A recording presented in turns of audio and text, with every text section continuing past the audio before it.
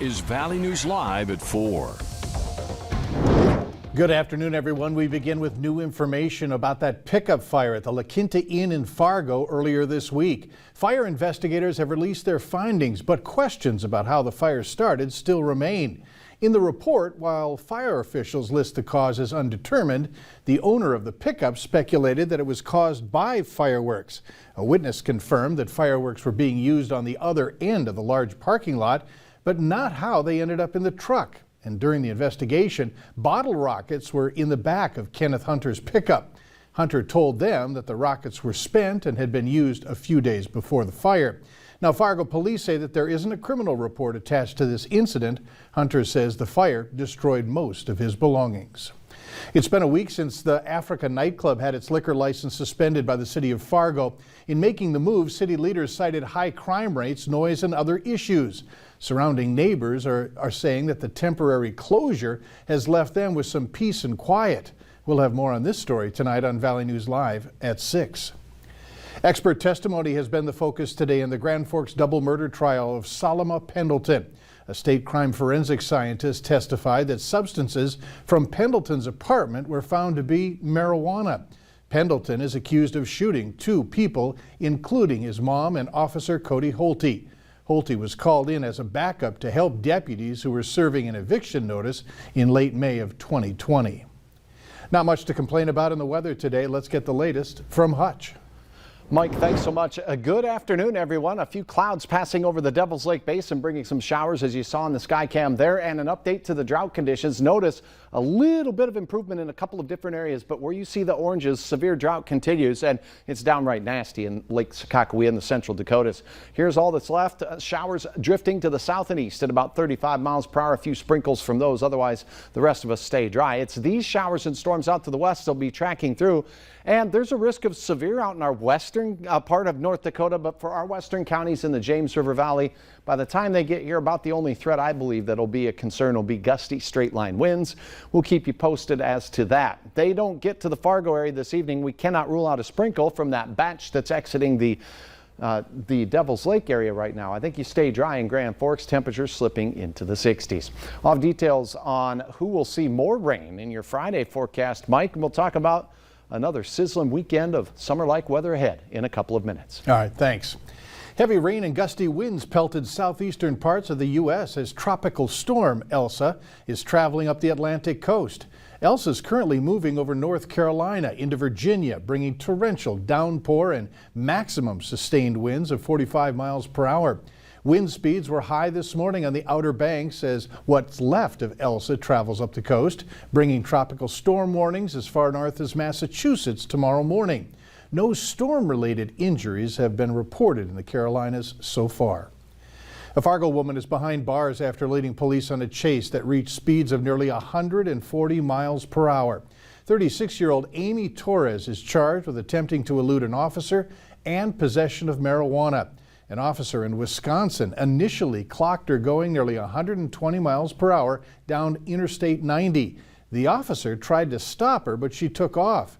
A chase ensued with Torres reaching a top speed of 137 miles per hour.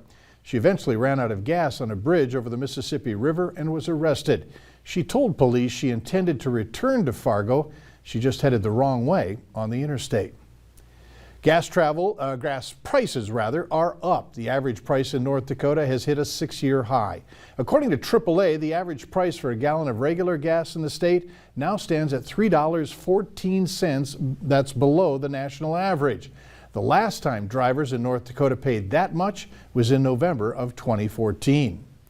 Minnesota's Attorney General says the state's utilities mismanaged its natural gas purchases and then tried to pass the cost on to customers. This happened after a historic winter storm hit big gas-producing states in the south earlier this year. The AG's office says this led to the state's utility companies to overbill customers by hundreds of millions of dollars. They're recommending the Minnesota Public Utilities Commission only allow the companies to recover about half of the $800 million in costs that they're trying to get from customers. Searchers have recovered several more victims at that collapsed condo building in Florida. The death toll now sits at 60, with about 80% still unaccounted for. Search crews have been scouring the rubble for 2 weeks now, looking for signs of survivors, but since the morning of the collapse, none have been found. The search and rescue effort was shifted to a recovery mission at midnight today. Meanwhile, the first hearing among dozens of lawsuits filed following the collapse took place in a Miami-Dade courtroom. The plaintiff is one of 37 people rescued by firefighters from the tower. The judge indicated that the legal claims will be grouped together because one attorney who represents several families says that there are too many common facts in the cases. Those who lost possessions will be in one group and those who lost loved ones in another group of lawsuits. President Biden says it's now time for the people of Afghanistan to determine their own future. After meeting with his national security team, the commander-in-chief laid out next steps in the continued U.S. military pullout after 20 years of conflict in America's longest war. Natalie Brand reports from the White House.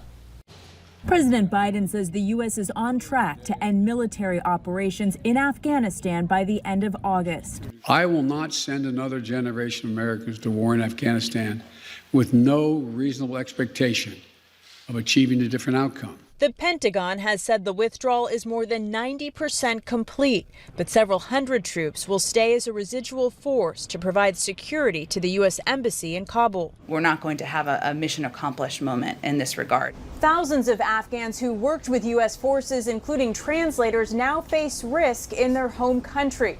The Biden administration says it's working to expedite visas and relocate them. There is a home for you in the United States, if you so choose. And we will stand with you just as you stood with us. The U.S. pullout coincides with a surge in violence in Afghanistan, and it comes amid fears of a civil war in the region. Taliban fighters are advancing in northern parts of the country, triggering setbacks for Afghan forces. Is the Taliban takeover of Afghanistan now inevitable? No. During a White House visit from Afghanistan's president last month, President Biden pledged continued humanitarian and economic help. Natalie Brandt, CBS News, the White House.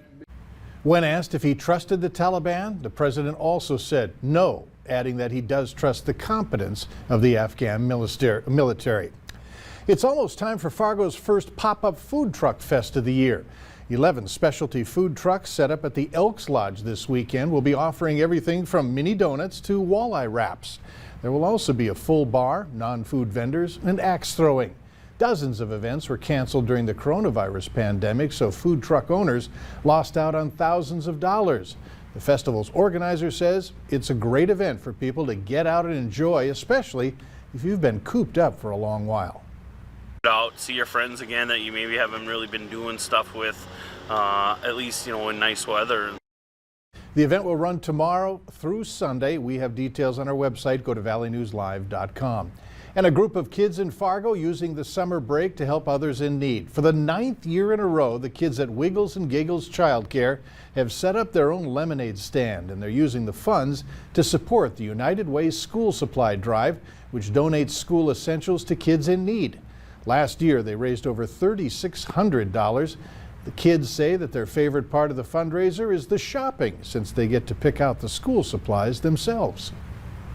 It feels very rewarding to know that you're helping a lot of people. It's just so good to be a part of something that can change people's lives during the school year. If you want to grab a glass of lemonade for yourself, head to 3303 44th Avenue South. They'll be closing up shop in about an hour at 5 o'clock. Later on Valley News Live at 4, what extra COVID-related precautions are being taken in Tokyo ahead of the Olympics? Mid-40s for your morning temperatures near Lake of the Woods. Otherwise, not a bad day. Your grilling forecast tomorrow shows that we're going to have temperatures that warm up. We'll be close to 80 degrees, but some from the clouds will see rain. I'll tell you who has the best chance, and we'll talk about that weekend forecast. Join me. Weather is next.